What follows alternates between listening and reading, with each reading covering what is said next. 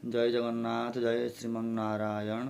समस्त मनुष्य जाति पाई यह एक अत्यंत उपयोगी वार्ता जहाँ यही श्लोक रे कहा जाइछि कि कहार रक्षा करिबा आवश्यक तर ध्यान सहित श्रवण करंतु त आपदर्थे धनम रक्षेत दारान रक्षेत धनैरपि आत्मानं सततं रक्षेत दारैरपि धनैरपि।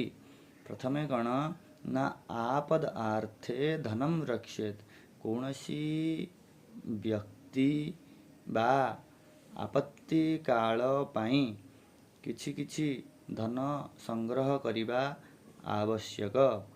आपदार्थे धनम रक्षेत दारान रक्षेत धनैरपि सेही संचिथिबा धन खर्च करिकी निज दारा अर्थ तार पर्यायवाची शब्द एठारे स्त्री बा पत्नी बा भार्या बा अर्धांगिनी बा प्राणसंगिनी एहीपरि स्त्री मानंकर पर्यायवाची शब्द थाए। तो एठारे कौन ना दारान रक्षेत धनैरपि स्त्री को रक्षा करिब धन खर्च करी संचित करिथिबा धन को खर्च करी मध्य स्त्री रक्षा करिबा पई आचार्य एठारे कहिसंती।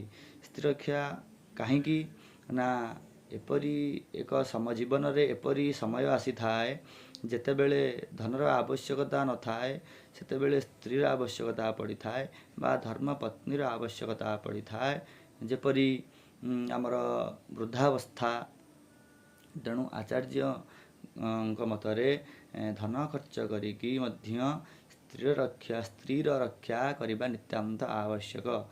तापर महत्वपूर्ण आचार्य एठारे कहउछंती आत्मानं सततं रक्षेत निजर धन एवं स्त्री ठारू अधिक निजर व्यक्ति निजर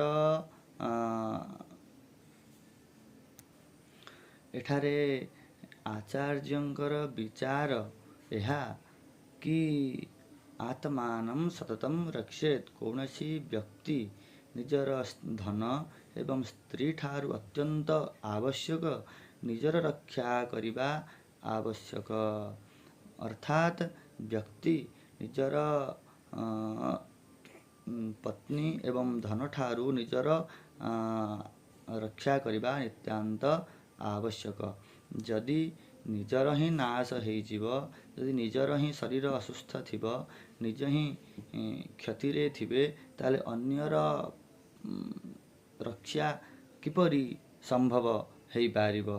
तेणु एठारे आचार्यंकर कहिबार तात्पर्य प्रथमे निजर रक्षा करिबा निजर आपत्ति काल लागी किछि किछि किछि धन संचय करी रखिबा एवं सही धन द्वारा निज खर्च करी निजर स्त्री बा परिवार पोषण रक्षा आपत्ति काल पई रक्षा करिबा केते सुंदर वचन शास्त्र रे कुहा जाइछि। तेणु एहाकू समस्ते नित्यांत भावरे आपणांतु नित्यांत भावरे जानी रखंतु केतेबेले को जिनिस सबु एपरी कौनसी जिनिस नाही जहाँ आम शास्त्र रे बा वर्णना वेद शास्त्र आदि रे वर्णना नाही। मनुष्य जीवनर जन्मरु मृत्यु पर्यंत उपयोगी समस्त जिनिस बा सामाजिक व्यवहार किपरि एक देशर राजा किपरि तार लक्षण कौन समस्त प्रजा मानकर लक्षण कौन सपरि आगु चर्चा करिबा। तेणु यह समस्तंकर उपयोगी हेउ। जय जगन्नाथ जय श्रीमन्नारायण।